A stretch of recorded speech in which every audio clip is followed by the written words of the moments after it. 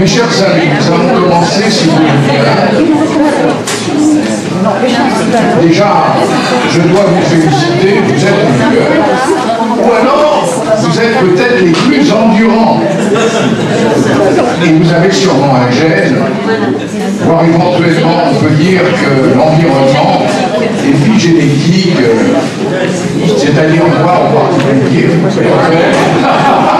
vous l'envoie peut-être la fin du spectacle, puisque j'accueillais le premier jour, rappelez-vous, le défenseur des droits, en le félicitant de son discours, je ne pouvais pas faire autrement dans la mesure où il était excellent, et en lui disant qu'il avait campé en quelque sorte les pièces du théâtre que nous allions jouer. Et vous l'avez joué avec nous, donc nous allons, si vous voulez bien, continuer à jouer cette pièce de théâtre, et cette fois-là avec nos amis américains. Je suis très heureux. I am very glad to present to you professeur Cooley. Le professeur Cooley, c'est exactement mon sosie.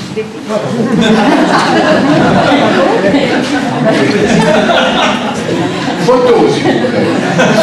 C'est mon sosie, car auprès du professeur David Bechta, il dirige une revue tout à fait intéressante, anglaise, américaine, excusez-moi, anglo-saxonne, et moi de mon côté, j'essaye de diriger Ethics, Médecine and Public Health, à la fois français et américain, et nous sommes en grande partie des collègues qui travaillons ensemble, qui avons le même souci. Et je suis très heureux de l'accueillir, ainsi que bien entendu ces autres amis qui sont là, et qui vont intervenir dans la langue anglaise, mais il y aura la possibilité, soit que James fasse quelque chose, un peu, c'est-à-dire éventuellement une petite traduction de temps en temps, voire Cooley, puisqu'on a la chance d'avoir aussi Cooley qui vient de passer quand même 6 mois à Londres, donc visiblement, et puis d'ailleurs depuis hier, il a montré ses talents. Donc ce que je propose, c'est, comment dire, d'écouter notre collègue, et qu'après, à la fin de son discours, un certain nombre d'éléments clés soient rapportés en français, si vous voulez bien. Est-ce que Cooley est d'accord? Oui. Est-ce que James est d'accord? Mais ça me fait plaisir que James ait dit oui. On arrive tout avec James. On arrive tout avec James. Bien. Alors, le professeur Cooley va nous parler de Genetically, Engineering Future, Generation Death. Et il nous a fait des diaporamas. C'est extraordinaire. Thank you very much. Thank you, and thank you for putting this together. Everything has gone wonderfully, and hopefully we'll be doing this either yearly or every other year. So thank you.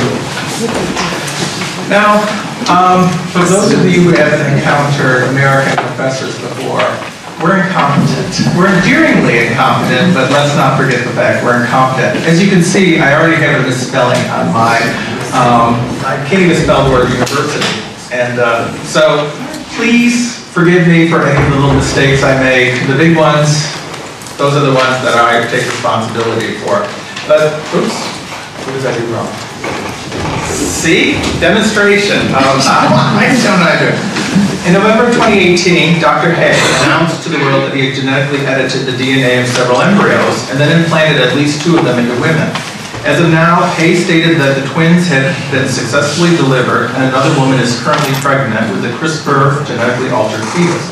Although he claims his work is an act of beneficence, the uproar and condemnations in scientific, ethical, political, and other communities have been widespread and vigorous and will likely lead to new laws and policies. Any suggestions that our Homo sapien germline can benefit from a bit of genetic tinkering immediately raises specters. Eventually, slowly. Oh. Slowly. From our context. Okay. Well, see, I put some of okay, so I'm going to try to but see, I'm speaking and then using my hand simultaneously more work than a professor. But this is the case that I'm talking about, which was in November. We still don't know whether or not he actually did what he claimed to do. So we have to see that, and then there are some discussions about whether or not this was sanctioned by the Chinese government or if it was secret and so on. So there's a lot of mystery about this still, but it is an example of what I'm talking about. So when we're talking about genetics and eugenic programs, one of the things that we should think about is actually the American contribution to it. Early 20th century, there was an American attempt to eliminate defective human breeding by forcibly sterilizing disabled, what they considered to be immoral or poor people. This actually went to the U.S. Supreme Court. Oliver Wendell Holmes wrote that something along the lines of how many generations of imbeciles do we need? And in favor of this being done, and I have evidence of Native women being sterilized up into the 1995s against their will and knowledge. More familiar or the more morally repulsive Nazi experiments and extermination programs to improve the Aryan race are a lot more familiar to us. These and other efforts to further society's well-being based upon false beliefs about who is valuable and how genetics work are rightly condemned. They, however, do not represent all eugenic research or activity. It might be the case that some genetic engineering is morally permissible, and in a few instances obligatory, especially for parents and societies who must pursue future generations' best interests. And you know what? I'm just going to dump the paper. I'm not going to read this thing. I'll just talk through the PowerPoints. I think that'll be a little bit easier for all of us, especially since I don't have to try to do two things at once. So, if we're going to be talking about genetically engineering children, what we need to do is come up with a criteria standard to judge it by. And I want to argue that we should use it, the same criteria we use for how people should raise their children. And my idea is, will it help the child to flourish adequately in the environment the child will inhabit? Very philosophical approach, way of defining it. But there are certain environments that say you should be doing different things. For example, if you have an environment with very little schooling, but there's a lot of farm work, that's how you should be raising your child. If you have access to academia, to education, that could be the way you do it. But you look at the environment and try to figure out how your child will flourish, because after all, we are the result of evolutionary adaptation, socialization, epigenetics, and a lot of other things. And we should be working with what's actually there, rather than on the idealistic versions. If you're talking, I've got this quote from Hagar. How do you look at a genetic intervention if it would be a case of neglect, endangerment, or abuse, or other life-damaging action? His standard is this. If it harms a child so that she would have been better off being brought into existence without her genetic modifications, then you shouldn't do it. If you, for example, enjoy the color blue and want your child to be a really bright blue color, and you can alter that so that it's blue, you should not do that, because most children are not going to succeed well in society being perfectly blue. Other places, though, we can look at, does it actually improve their life within the environment, such as being able to sleep better, less stress, reduction of heart disease, and a whole bunch of other ones. So that's the standards that I'm working with right now. But when I'm talking about future generations, there's always going to be an existential problem with them, because they don't exist. So I'm talking about something that's not real, and I'm making factual claims about it. Now, the man who's standing next to me right now, the one who's 7 feet tall, I can talk about his rights. By the way, how many of you looked either side of me for the man standing next to me? But I could say he's got the right to life, he's got all these different things, but he doesn't exist, so all of this stuff is just false or indeterminate. Genetic engineers could design the human gene lines to cause aging or disease-triggered compressed morbidity. which shortens the time between age-related death onset and death itself through cell death or some other dying process. This actually is possible. There are certain organisms that have cell death that is almost immediate. They just completely deteriorate, very easy death. There are individuals, humans, by the way, who have this as well. So we could actually alter the human genome so that this could be our outcome. I know this sounds horrible. Just stay with me if you would. Based on normally uncontentious premises, you don't harm anyone, you enable thriving, and you're promoting social utility, you can actually argue for these genetic modifications. And it might be the case that parents have an obligation to do it. So why is this a timely issue? Well, those of us who work in end-of-life issues on death and dying know that growing old in the Western world is not all it's cracked up to be. For example, prolonging life is not identical to preserving a thriving existence. The mere fact that something is alive doesn't mean they're having a flourishing life. And in many cases, they're not. Tristan Engelhardt from University of Texas, I think is where he talks about wrongful life, where you're actually torturing a person by keeping that person alive. In the developed world's last 3 decades, there's been an increase in the population of 80 or more year olds. This is a good thing as long as they're able to flourish. But many of those individuals can't because they need increased medical care.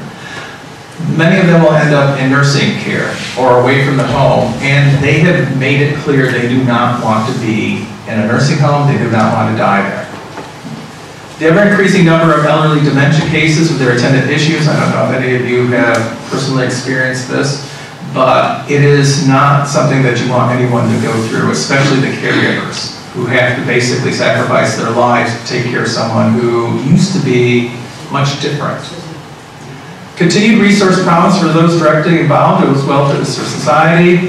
For example, instead of using it for end-of-life issues, you could redirect this money for things that could take care of people early on and prevent some of these illnesses, such as childhood dental care. If you don't have good teeth at the beginning of life, often you have related conditions later on, such as heart disease and so on. The cost to patients and survivors, the last year of life, in some of these very older cases are where you have increased medical costs that the families have to bear. They basically have to go bankrupt in order to pay for the state to come in. Women in the developed and developing world are likely to bear the greatest burden that arises from people living longer without receiving benefits to improve their own flourishing because they basically have to take care of the other person at every moment. Again, if you've had any sort of experience with this, those who have dementia don't realize what they're doing, including possibly setting the house on fire, wandering out. They don't know what they're doing, so that person who's caregiving has to be caregiving 24 hours a day, which is why respite care is becoming more important. And then, of course, we actually do have the technology. CRISPR technology has actually made it a case where this could be done. And we're seeing it with Dr. Hayes' work. He was working on preventing HIV infection. So here are our options. We can look at death and dying using what I call the back-end model. You have a problem and you try to solve it. Or you can use the front-end approach where you try to prevent the problem from arising in the first place. The genetically engineering one is going to be the front-end approach. So what is compressed morbidity? It occurs when individuals suffer an age-related illness and die within a short period of time in a relatively painless way. And there are some philosophers who actually argue that this is in the best interest of people. The ones who have this, those of us in the audience who have this as part of our genetics are actually better off than other folks who will linger and die slowly, painfully, or die without even knowing who you are anymore. Do we violate future generations, our duties towards them? Well, there have been a bunch of writers who say absolutely not, because it's our actual duty to intervene with their genetics. All parents in societies have an obligation to seek their offspring's and future generations' best interest. I don't think that's a controversial thing to say, although I'm using it controversially. Although parents generally have a more stringent duty since they're the ones directly creating the future generation. Julian Sebulescu argues that people ought to genetically modify offspring based on the duty to promote the child's health. So if you have a child who's going to be born with spina bifida or any disease that could be taken care of early on, you should do it then and not wait until the disease happens and then you have to react to it. Part of that mandate is to enable parents to make the most, and parents and children make the most of whatever opportunities are available in their society. So if you can perform better in that particular society, that opens a huge amount of opportunities to you that otherwise would be difficult. And here comes the country that gave us existentialism. So this is an existential question. To be harmed, you have to exist. The person standing next to me, although I might thrash him as hard as I can, actually is never harmed because he doesn't exist. Whether parents and societies discharge their duty to enable future generations thriving depends on how we understand personal, numerical identity, existence, and lives worth living. So this is a bigger question than just ethically what should you do. You have to actually understand what's the reality we're dealing with. This is not an unusual approach to ethics. If you want to solve an ethical issue, you have to figure out what the real problem is. If you're trying to solve a problem that's not a problem, often you make mistakes. For example, if you want to reduce abortions, you worry about birth control and doing other things, and that automatically takes down the number of abortions that are performed. Dean is looking at me strangely, but we'll leave that for a moment. If the age at which one dies is an essential characteristic of each person, that is, an essential characteristic means it's part of your identity. If we change that, you no longer are the same person. So, what are our essential characteristics? There have been various ones posed. Some people have argued that our sex is part of our essential characteristic, or our gender is, or our race. There are lots of different ones that we can look at. I think each of us would be able to identify, this is who I am. If I didn't have this characteristic, this mental state, this value, I wouldn't be the same individual.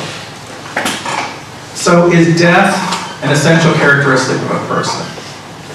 If the age at which one dies is an essential characteristic of each person, and provided that a particular future generation does not exist before and after the alteration, then neither original nor successor can be harmed or benefited for that matter. So this is going to get me into controversy if I'm not already in it. I'm an Epicurean.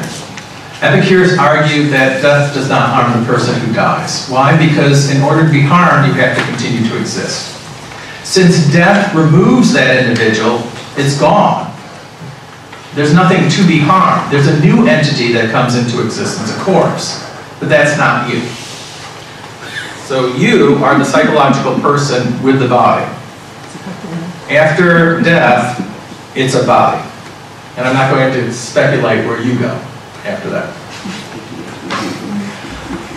But if when you die is an essential characteristic for who we are, then changing that death time can't actually harm you because there's nothing left to be harmed. If we did it tomorrow, and you die tomorrow, you're not harmed by your death tomorrow. If it's 20 years from now, you're not harmed by your death 20 years from now because you don't exist to be harmed. That doesn't mean other people are not harmed by your death, that it's really bad. There was a really bad thing overall. It can't hurt you because you're not there anymore. This is the quietest I've ever seen this audience, so okay. I'm not sure if that's a good thing. On the other hand, when one dies is non-essential, it's an accidental sort of characteristic, it doesn't have anything to do really with who you are as a person, then the life worth living condition is paramount. We should be focusing on, does the genetic alteration let this person have a life worth living?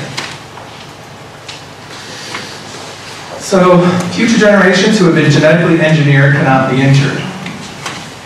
By design, compressed morbidity, because they don't exist in order to be harmed. You didn't expect to have some heavy-duty metaphysics today, but that's how this is going. Since future generations do not exist by definition, we don't have the obligations to them as persons or moral subjects. They don't exist.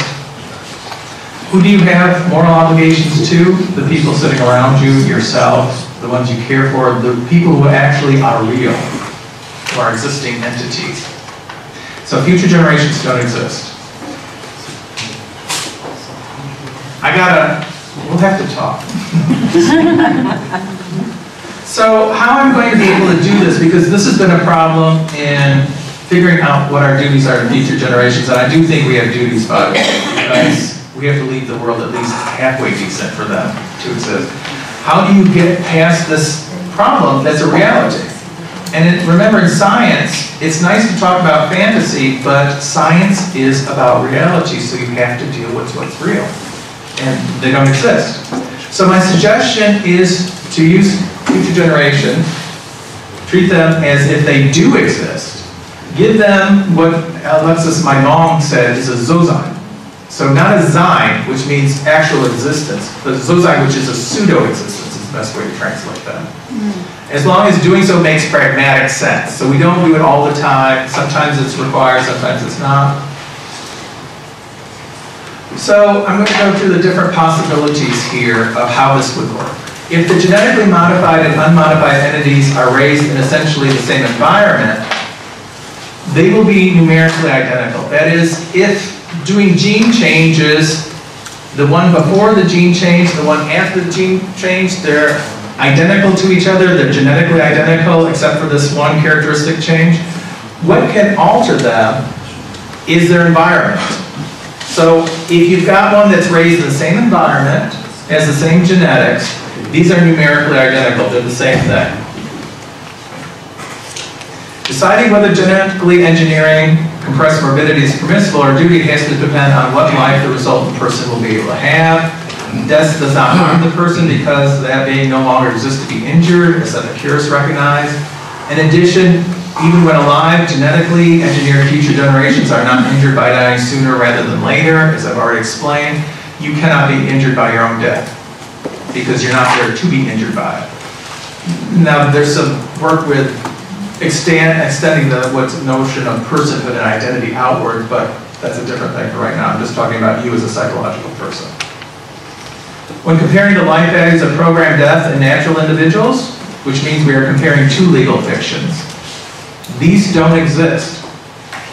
So some of you have had children. Before you had children, they didn't exist. They now exist. Some of you might be looking at grandchildren soon. Or they might exist. There's a difference between those two. So just because we can imagine something being in existence doesn't mean it actually does. Just because it will happen doesn't mean it's happening now. So when we're comparing these values of the programmed death, the genetically engineered future generation, versus the natural individual without this genetic engineering, we're comparing two legal fictions because neither one exists right now. I'm arguing that the natural individual, unless you genetically engineer it, has been injured by not engineering it. Because you made their life or their death a much more prolonged process, maybe worse. Oops, I missed something. Probably if somebody said, yeah, you missed a lot. I'm going to go back up. Peut-être une récupération éventuelle.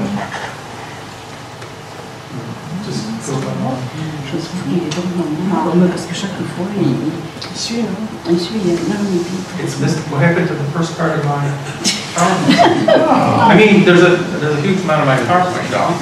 Okay. Is this?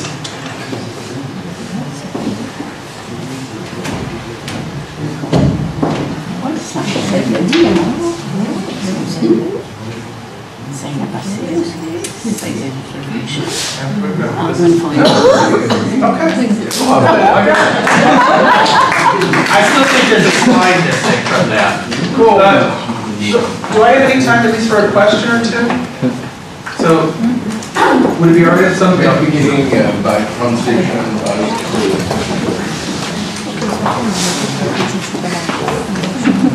Je vais essayer synthétiquement de résumer ce qui a été dit. Donc, David Cooley est donc de l'Université du Nord Dakota, Et donc il a commencé par parler des 2 bébés qui sont nés récemment en Chine suite à l'intervention sur l'embryon de leur médecin grâce à la technique CRISPR-Cas9 modifiant leur code génétique. Donc les premiers bébés qu'hier on a appelés d'OGM. La modification du code génétique peut aboutir à des abus aussi dont il faut se prémunir. Et donc, quand on parle d'ingénierie génétique touchant donc aux enfants à naître, il faut donc mettre en place des critères qui serviront de garde-fou. Et donc, parmi ces critères, il y a ne pas blesser, il y a permettre l'épanouissement de l'enfant à naître et promouvoir le lien social. Alors seulement l'édition génétique peut être validée. Pour être très simple, il revenait sur la situation de ne pas blesser. Si on pense qu'un geste d'une édition génétique va empirer la situation d'un enfant à naître, on ne va pas le faire.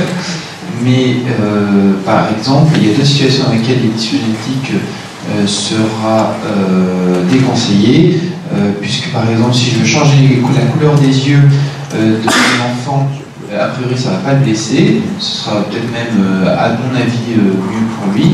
Mais en fait, je vais blesser les autres enfants autour de lui, puisque dans un monde où tout le monde a les yeux bleus, celui qui aura les yeux marrons, lui vivra dans l'inégalité. Donc quelques questions sont à soulever. Prolonger la vie, revient-il à améliorer la vie? Peut-être pas.